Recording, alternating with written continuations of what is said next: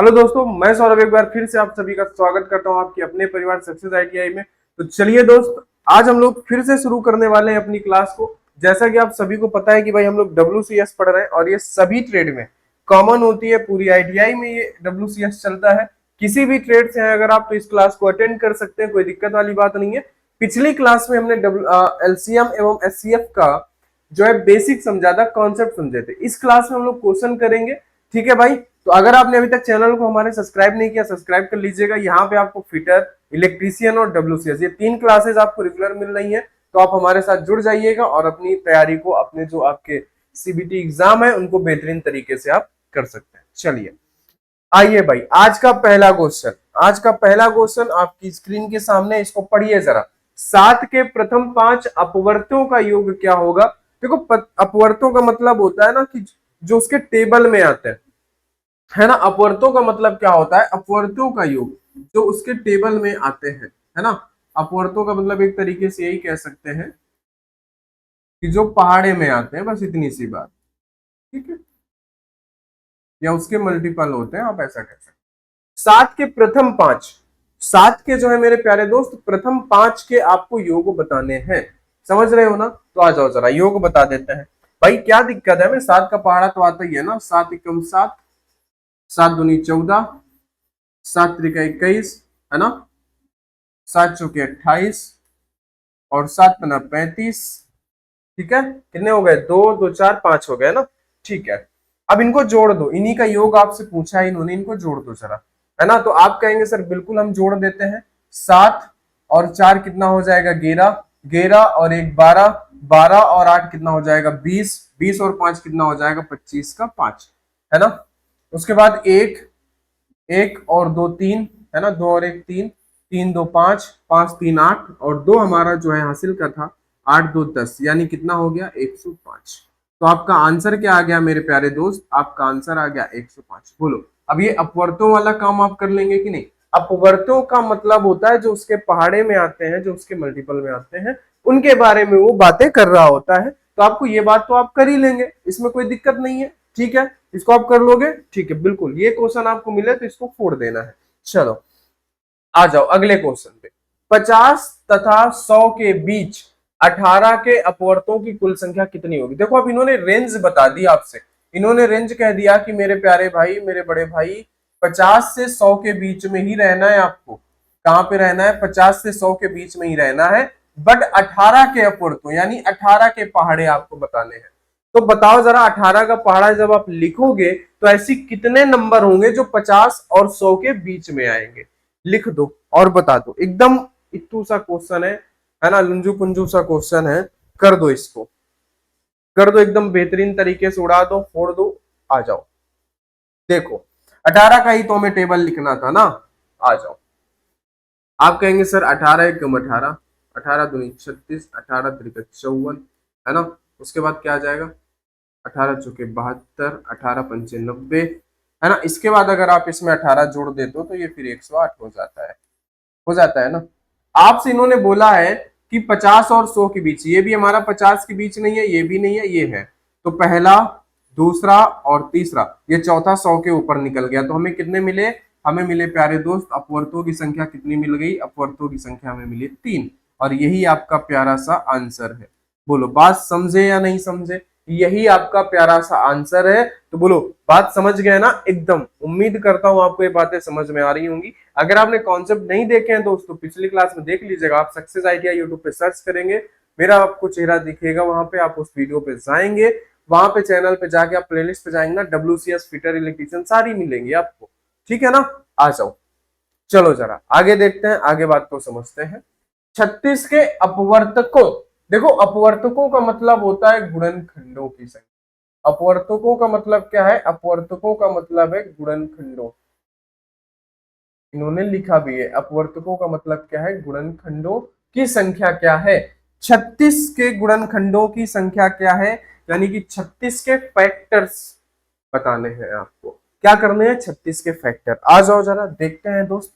36 के फैक्टर भी निकाल लेते हैं हम लोग, कोई दिक्कत नहीं है, हम लोग आराम से। आप मेरे से WCS पढ़ रहे हो तो डरने की बात नहीं है।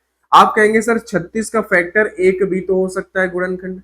है ना। 36 का फैक्टर 2 से भी तो 36 डिवाइड है। क्या 36 हमारा 3 से डिवाइड है? बताओ। आप कहेंगे सर बिल्कुल डिवाइड है ना। बताओ क्या ये 4 से डिवाइड है? बोलो जरा, क्या ये 4 से डिवाइड है? बताओ भाई बताओ, बोलो भाई बोलो, क्या ये 4 से डिवाइड है? बताओ। आप कहेंगे सर बिल्कुल, 9 चौके 36 होता है।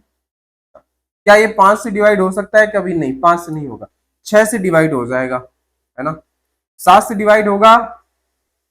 बताओ। नहीं होगा ना। 8 से? 8 से भी नहीं होगा। 9 से डिवाइड हो जाएगा।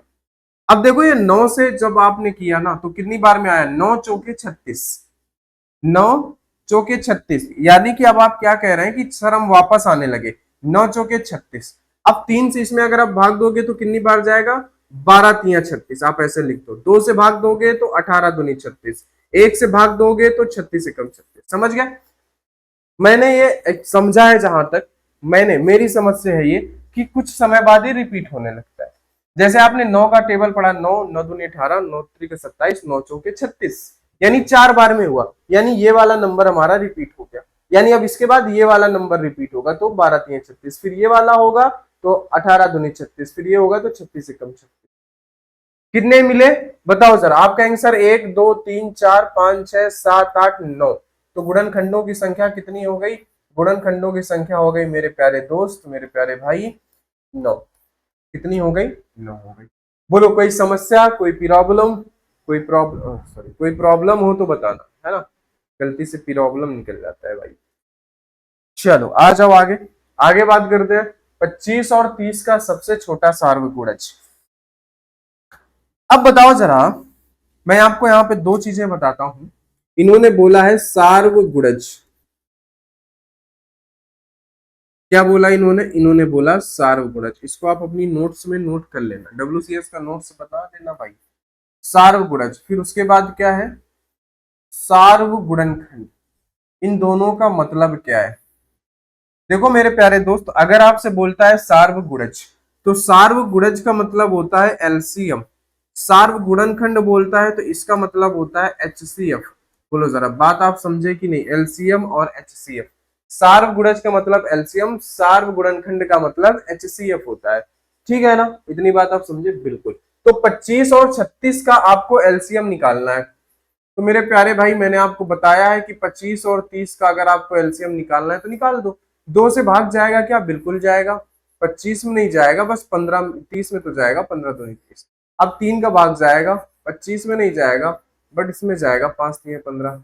अब 5 से भाग दे दो, पचम 25 और 5 एकम 5, फिर एक बार 5 से भाग दे दो। तो आप कहेंगे सर 5 एकम 5, 5 एकम, है ना। तो 3 दूनी 6 और 6 पंचे 30, और 30 का अगर 5 में मल्टीप्लाई करते हैं तो कितना आ जाता है? 150। क्या आ जाता है? 150। तो हमने इसका तो एलसीएम तो हमने निकाल लिया प्यारे दोस्त। ठीक है। दूसरा इन्होंने बोला है 18 और 14 का सार्वगुणज। तो 18 और 14 का सार्वगुणज निकालना है, यानी कि एचसीएफ निकालना है। और एचसीएफ निकालने के लिए आप ऐसा कर लो कि 14 का भाग दे दो 18 में। क्या भाग जाएगा? नहीं जाएगा। तो 14 एकम 14, कितना बचा? बताओ जरा। 4 बचा। अब इस 4 का भाग दे दो इस 14 में, है ना। बताओ जरा।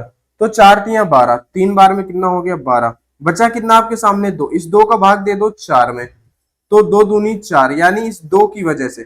किसकी वजह से ये नंबर, ये भाग जो है हमारा 0 हुआ? इस 2 की वजह से। किसकी वजह से? इस 2 की वजह से। यानी आपका एचसीएफ क्या हो जाएगा? यही हो जाएगा आपका एचसीएफ। समझ गए? अब हमने दोनों बातें निकाल ली हैं। अब इन्होंने पूछा क्या है कि इस छोटा सार्वगुणज इनटू, है ना, सबसे बड़ा सार्वगुणन करना, यानी मल्टीप्लाई दोनों का करना है। तो दोनों का मल्टीप्लाई कर दो। 150 ये आया है सार्वगुणज, और सार्वगुणनखंड आया है 2। 15 दूनी 30, यानी आपका आंसर आ गया कितना? आपका आंसर आ गया 300। आपका आंसर कितना आ गया प्यारे भाई? आपका आंसर आ गया 300। बोलो कोई समस्या क्या? बोलो कोई दिक्कत है क्या? कोई दिक्कत नहीं होगी? बताओ। कोई दिक्कत नहीं होगी भाई, है ना।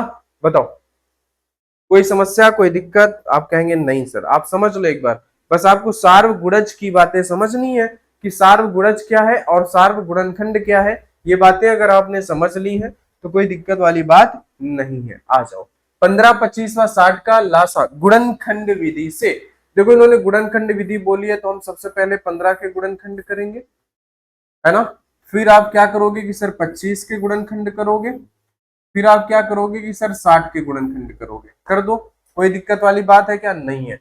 2 से भाग जाएगा नहीं, 3 से जाएगा बिल्कुल, 5 3 15, फिर 5 से जाएगा 5 एकम 5, 2 से जाएगा नहीं, है ना, 3 से जाएगा नहीं, सीधे 5 से जाएगा, तो 5 25 और 5 एकम 5, 2 से चला जाएगा 30 दूनी 60, 2 से चला जाएगा 15 दूनी 30, 3 से जाएगा 5 3 15, फिर 5 से जाएगा 5 एकम 5।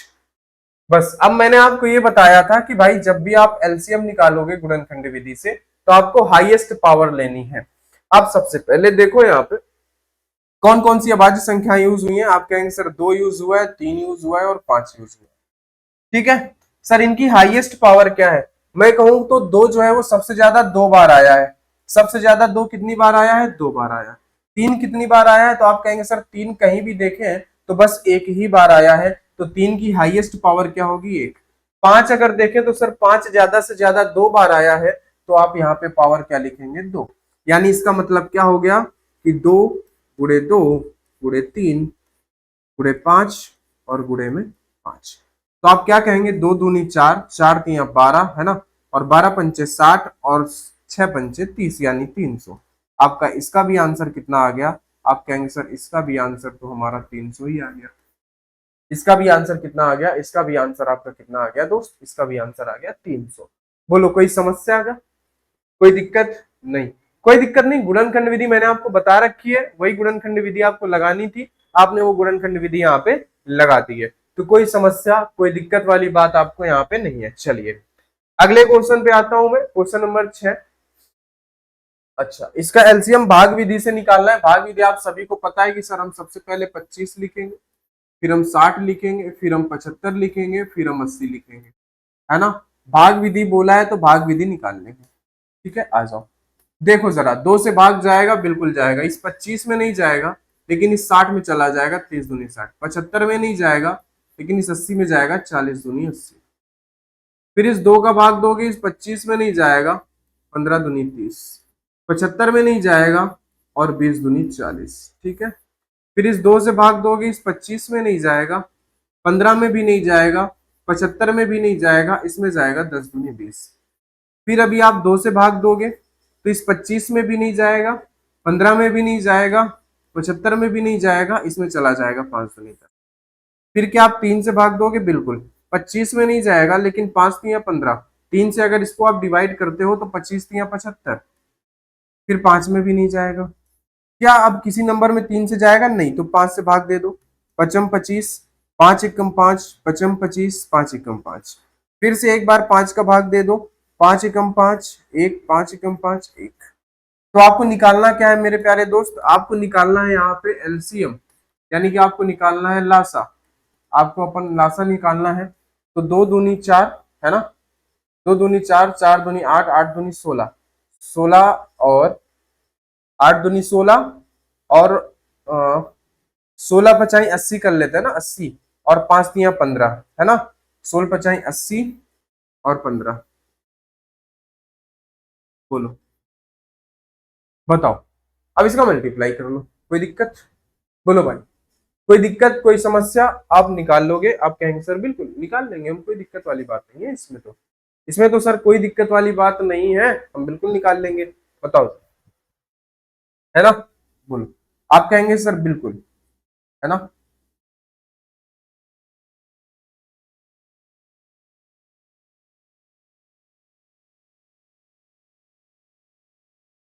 कितना आ गया, 1200, 15 अट्ठे 120, 120 और 1 से 1200 आ गया आपका आंसर। बोलो समझ गया कि नहीं बात को, आपका आंसर निकल के आ गया 1200। कोई समस्या हुई क्या, कोई समस्या नहीं हुई, कोई दिक्कत नहीं हुई, कोई परेशानी नहीं हुई, ना आगे कोई परेशानी होने वाली है। समझ रहे हैं बात को, बोलो, है ना। जब तक आप अगर WCS यहाँ से पढ़ रहे हैं मेरे पास, है ना, कोई भी ऐसा क्वेश्चन नहीं है जो आपको परेशान कर दे, बस आपको जो मैं बता रहा हूँ वो तो समझना होगा ना। अब आप पढ़ो ही ना फिर कह दो कि वह 4 अंकीय सबसे बड़ी संख्या, देखो 4 अंकों की सबसे बड़ी संख्या आपको पता है क्या होती है? 1, 2, 3 और 4। ये 4 अंकों की सबसे बड़ी संख्या है। हम्म, है क्या ये? है क्या ये? बताओ, 4 अंकों की सबसे बड़ी संख्या है क्या ये? बताओ मेरे प्यारे दोस्त, प्यारे भाई, बताओ, क्या ये 4 अंकों की सबसे बड़ी संख्या है? नहीं सर। आपने तो यहाँ पे 5 अंकों की सबसे बड़ी संख्या लिख दी। मैंने इसलिए लिख दी 5 अंकों की सबसे बड़ी संख्या, क्योंकि आगे पढ़ो, वह 4 अंकों की सबसे बड़ी संख्या जो 12, 16, 18 तथा 27 में से प्रत्येक द्वारा पूर्णतया विभाजित। अब हमें 4 अंकों की सबसे बड़ी संख्या निकालनी है जो इनके द्वारा विभाजित हो। तो मैंने क्या करा, मैंने 5 अंकों की सबसे बड़ी संख्या ले ली। मैंने क्या किया, 5 अंकों की सबसे बड़ी संख्या ले ली। क्यों ले ली, समझो जरा बात। देखो, आप कह रहे हो कि सर अगर मैं इन सभी के अलग अलग नंबर से मैं अगर इसको डिवाइड करूं तो ज्यादा समय लगेगा। मैं कहूं अगर एलसीएम ले लो भाई, तो एलसीएम क्या होता है, इन्हीं सबका एक कॉमन नंबर तो होता है जिससे वो डिवाइड होता है, इन सभी से ही तो वो डिवाइड होता है। तो यानी कि जो इन सभी से डिवाइड है वो और 4 अंकों की संख्या को भी डिवाइड कर सकता है। बात समझे? तो आप एक काम करो, 12, 16, 18 और 27 का आप एलसीएम ले लो। बिल्कुल ठीक है, आ जाओ। आप कहेंगे सर हमें क्या करना है कि 12, 16, 18 और 27 का हमें सबसे पहले तो एलसीएम चाहिए। बिल्कुल, मैं कहूंगा बिल्कुल भाई एलसीएम निकालो। 2 से भाग करोगे 6 दूनी 12, 8 दूनी 16, 9 दूनी 18, 27 में जाना नहीं। 2 से भाग करोगे 3 दूनी 6, 4 दूनी 8, 9 में जाना नहीं है, 27 में जाना नहीं है। 2 से भाग करोगे 3, 2, 2 दूनी 4, 9 और 27। फिर अभी 2 से भाग जाएगा, 3 में जाएगा नहीं, 2 एक कम 2, 9 में जाएगा नहीं, 27 में जाएगा। अब हम क्या करेंगे, 3 से भाग देंगे, 3 एक कम 3, 3 3 का 9, 9 3 का 27। फिर 3 से भाग देंगे, 1 1, 3 एक कम 3, 3 3 का 9।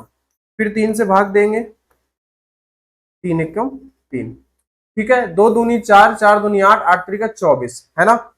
और 3 3 का 9, 9 3 का 27। यानी मैटर क्या फंसा, मैटर फंसा कि सर 24 गुणे में 27, है ना? तो 7 चौके 28 का 8 कैरी हुआ 2, 7 दूनी 14 और 4 दूनी 8, है ना? 14 और 10 कितना हो जाएगा, 14 10 24, 24 का आया 4, 2 दूनी 4 और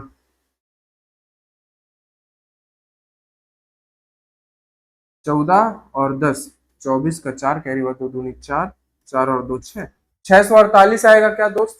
बताओ, बताओ जरा, क्या इनका एलसीएम 648 आएगा क्या? बोलो भाई।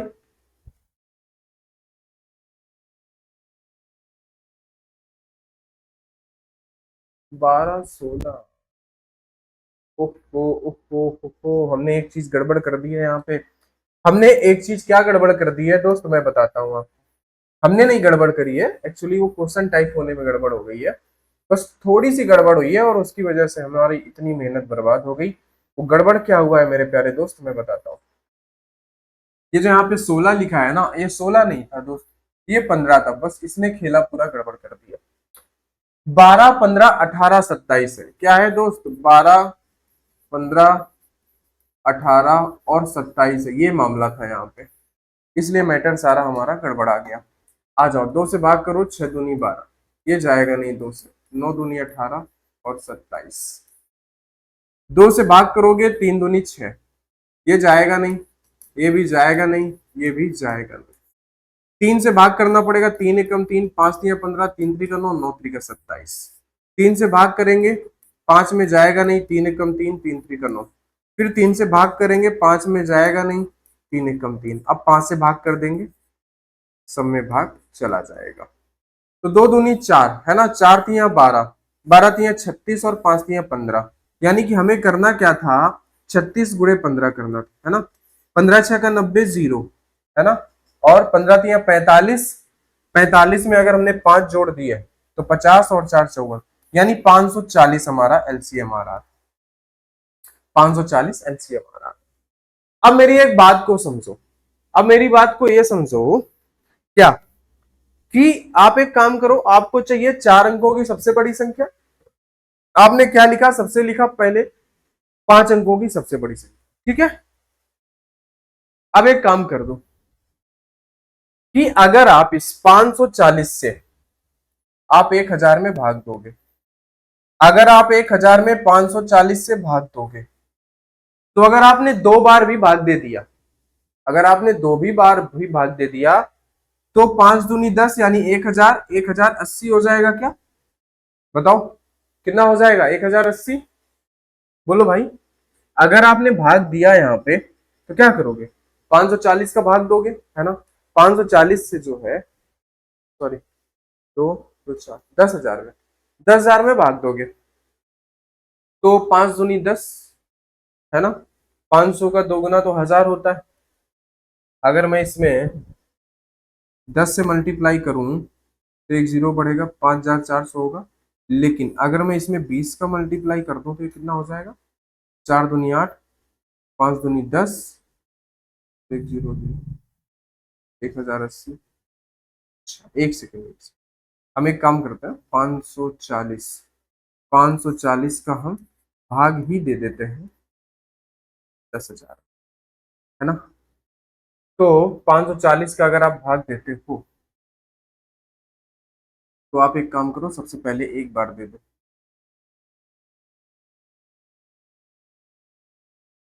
तो 540, जीरो, 10 में से 4 गए 6, 9 में से 5 गए 4, है ना? हम क्या करते हैं, जीरो ऊपर से ले लेते हैं, ठीक है? अब हम क्या करेंगे, 4,600 है, जबकि ये हमारा कितना बनेगा? अगर हम इसको 10 बार भाग दे दें अगर हम, है ना, तो कितना बनेगा? 5,000, कितना बनेगा? तो जीरो, जीरो, तो जीरो हो गए, 6 में से 4 गए 2, नहीं नहीं नहीं, ये तो संख्या तो हमारी क्या हो गई? बड़ी हो गई। संख्या हमारी क्या हो जा रही है दोस्त? संख्या हमारी बड़ी हो जा रही है ना? अब हमें करना क्या है कि हमें भाग देना है जिससे संख्या हमारी क्या रहे? छोटी रहे, ठीक है? अच्छा, तो आपने तो एक बार दे दिया, 540 में एक बार भाग दे दिया, तो आपके सामने कितना बना? 460, है ना? एक आपने कैरी ले लिया। अब आपको करना क्या है मेरे प्यारे भाई? 540 में मल्टीप्लाई कराओ। 540, 540 में अगर आप 8 का मल्टीप्लाई करा दो तो जीरो, 8 चौके 32 का 2, और 8 पंच 40, 40 और 3, क्या मामला सही है? 8 चौके 32, 2, 8 पंच 40 और 3 43, ठीक है? अगर मैं एक काम करता हूं कि मैं 9 का मल्टीप्लाई करके एक बार और देख लेता हूं, जीरो, 9 चौके 36 का 6, करीब 3, 9 पना 45 और 3 48, ज्यादा हो जाएगा, 8 बार जाएगा। 8 बार अगर भाग हम देते हैं तो 4 3 2 0 आता है। 8 बार अगर हम भाग देते हैं तो हमारे पास क्या आता है? 4 3 2 0, जीरो, 10 में 2 गए 8, है ना? आपने 10 में से इधर कितना बचा हमारे सामने? 5 में से 3 गए, तो यानी 280 शेष बच रहा है। अगर हम क्या करें, 540 का आपने भाग दिया ना किसमें? इसमें, 10,000 में। 540 का आपने 10,000 में भाग दिया, यानी कि 4 जीरो में आपने जब 540 का भाग दिया तो शेष कितना बचा? 280।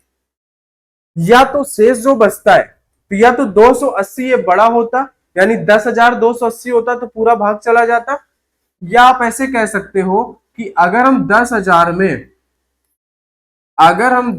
में 280 घटा दें तो पूरा पूरा भाग चला जाएगा, जीरो, 10 में से 8 गए 2, 9 में से 2 गए 7, 9, 9,720, कितना आया? 9,720। यानी कि अगर ये संख्या 9,720 होती तो 540 का पूरा पूरा भाग चला जाता, या तो फिर ये संख्या 10,280 होना चाहिए। लेकिन आपसे उन्होंने बोला है 4 अंकों की सबसे बड़ी संख्या, इसलिए आपको क्या करना पड़ेगा? घटाना पड़ेगा, तो ये निकल के आ गई 4 अंकों की सबसे बड़ी संख्या 9,720। ये पूरा प्रोसेस आपको समझ में आया कि नहीं? जब भी आपसे बोले 4 अंकों की सबसे बड़ी संख्या, तो आप ले लो 5 अंकों की संख्या, 5 अंकों की संख्या ले लो, और उसमें क्या कर दो, आप पहले एलसीएम निकाल लो, फिर उसको घट भाग देके जो भी शेष फल आता है उसको घटा दो, मिल जाएगा आपको मामला। ठीक है ना? समझ गए कि नहीं समझ गए? बोलो भाई, ठीक है? चलिए, बात समझ गए? चलिए दोस्त, 8वां क्वेश्चन, मासा निकालना है गुणनखंड विधि से। गुणनखंड विधि आपको पता है 36 है, 2 से भाग करेंगे, 18 दूनी 36, 2 से भाग करेंगे, 9 दूनी 18, 2 से, 3 त्रिका 9, 3 एकम 3, 12 से, 2 से डिवाइड करेंगे, 6 दूनी 12, 2 से डिवाइड करेंगे, 3 दूनी 6, और फिर 3 एकम 3, 72, 2 से भाग करेंगे कितना आएगा, 36 दूनी 72, 2 से भाग करेंगे 18 दूनी 36, 2 से भाग करेंगे 9 दूनी 18, 3 से 3 3 का 9, 3 1 कम। समझ गए? बताओ, अब आपको गुणनखंड विधि से निकालना था।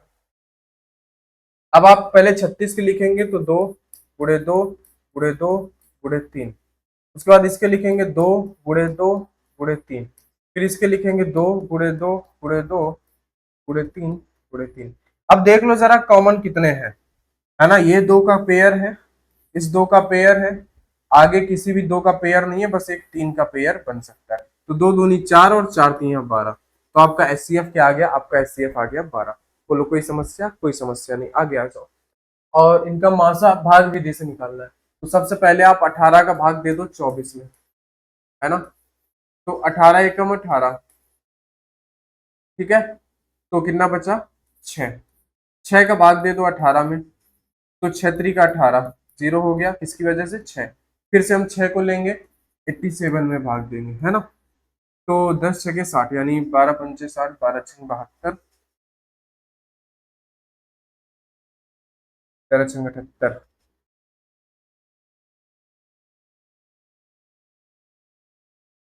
हाँ, ऐसा कर लो। हाँ, हाँ, हाँ, हाँ।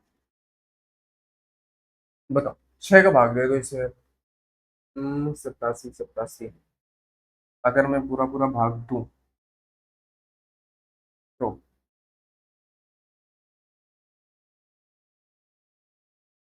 अगर मैं एक बार दे देता हूँ, बचा 2, है ना, फिर 7, 6 चौके 24, 7 में से 4 गए 3, अब इस 3 का भाग 6 में दे दो, 3 दूनी 6, तो क्या निकल के आ गया 3, यानी आपका आंसर क्या हो गया 3, 3 की वजह से पूरा 0 हुआ, तो आपका आंसर क्या आ गया मेरे प्यारे भाई, आपका आंसर आ गया 3। बोलो कोई समस्या? कोई समस्या? आज आगे क्वेश्चन नंबर 10, 5/8, 5/2 और 25/48 का लासा। देखो लासा बोला है तो आप क्या करोगे कि आप निकालोगे अंशों का लासा। आप क्या निकालोगे, आप निकालोगे अंशों का लासा, ठीक है, आप निकालेंगे अंशों का लासा, फिर क्या निकालेंगे आप, हरों का मासा, हरों का मासा। तो अंश आपके सामने क्या है, 5 5 और 25, इनका लासा क्या होगा, इनका लासा हम 25 ही ले सकते हैं, क्योंकि 25 ही होगा जो इन सभी से आएगा, तो इनका तो एलसीएम हमने 25 ले लिया। 8 2 48 का लासा क्या होगा, बताओ, 8 2 और 48 का लासा क्या होगा, आप कहेंगे सर 2 होगा, क्यों, क्योंकि अगर हम 4 ले लेंगे तो फिर वो 2 डिवाइड नहीं होगा, इसलिए 2 होगा। तो आपको बात समझ में आ गई, इनका लासा क्या आ गया, इनका लासा आ गया 25/2, कितना आ गया 25/2, बोलो यही हो गया आपका आंसर, ठीक है, यही हो गया आपका आंसर। बोलो, तो ये थे हमारे एलसीएम एचसीएफ चैप्टर, जो कि हमारा समाप्त होता है, मैंने सारी बातें आपको यहाँ पे बता दी हैं। ठीक है दोस्त, तो आज की क्लास में इतना ही, मिलते हैं नेक्स्ट क्लास में, तब तक के लिए आप सभी को बहुत बहुत धन्यवाद मेरे प्यारे भाई।